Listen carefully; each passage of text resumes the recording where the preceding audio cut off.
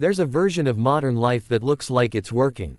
A decent apartment, a leased car, dinner out on weekends, holidays booked on credit, a wardrobe that signals you're doing fine. And statistically, most of the people living that life have less than 3 months of savings.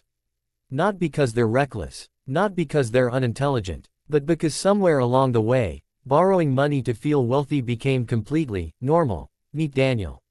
He's 31. He lives outside Chicago. He earns $72,000 a year, which sounds comfortable until taxes bring it to around $54,000 net. About $4,500 a month. His rent is $1,450.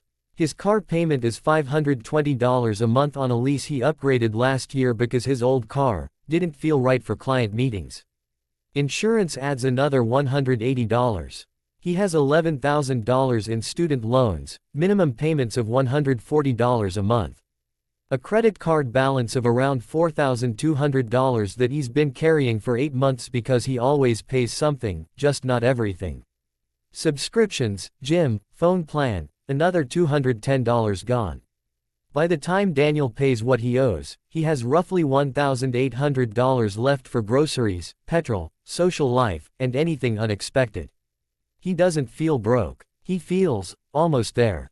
Like he's managing. But he hasn't meaningfully saved in 11 months. Now meet Sophie. She's 29. She works in marketing in the Netherlands. She earns €48,000 gross. After Dutch income tax and social contributions, she takes home roughly €2,900 a month.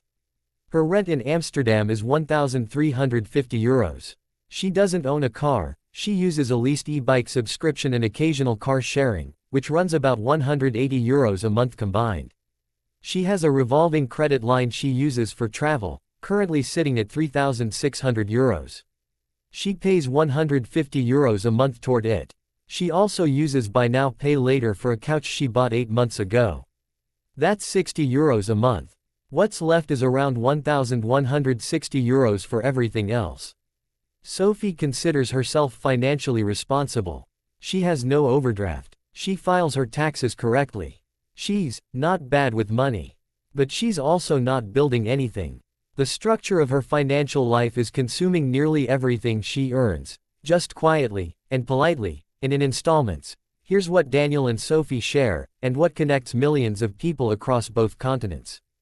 They're not overspending dramatically. There's no single reckless decision.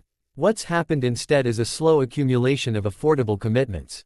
Each one passed the mental test: can I afford the monthly payment? And that's the flaw in the thinking. Because the question was never, can I afford this? The real question, the one almost nobody asks, is, what is this actually costing me over time, and what am I giving up by paying it? Let's use Daniel as an example. His car lease and insurance, $700 a month. Over 36 months, that's $25,200, for a vehicle he doesn't own at the end of it. His credit card balance of $4,200 at 22% APR, with minimum style payments, the real cost over time approaches $5,800 or more. His student loan, manageable as it feels, will cost him over $3,000 in interest before it's cleared. None of these numbers are catastrophic alone. Together, they represent a life that is financially busy, full of movement, but not going anywhere. So why do intelligent, educated people keep making this pattern of choices? Because the financial system isn't designed to show you the full picture. It's designed to show you the monthly number. And our brains are wired to evaluate affordability in exactly that way. When a car dealership says, just $489 a month, your brain doesn't hear, $17,604 over 36 months for something you won't own. It hears, $489. I can do $489. When a bank offers you a credit line, it doesn't feel like debt. It feels like a buffer. A safety net. A sign that the institution trusts you. Psychologists call part of this present bias the tendency to prioritize immediate, tangible comfort over abstract future consequences. But there's also something social happening.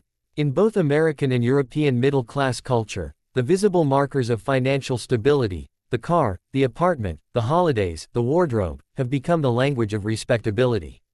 You're not borrowing to be reckless. You're borrowing to belong. Here's what gets lost in this pattern.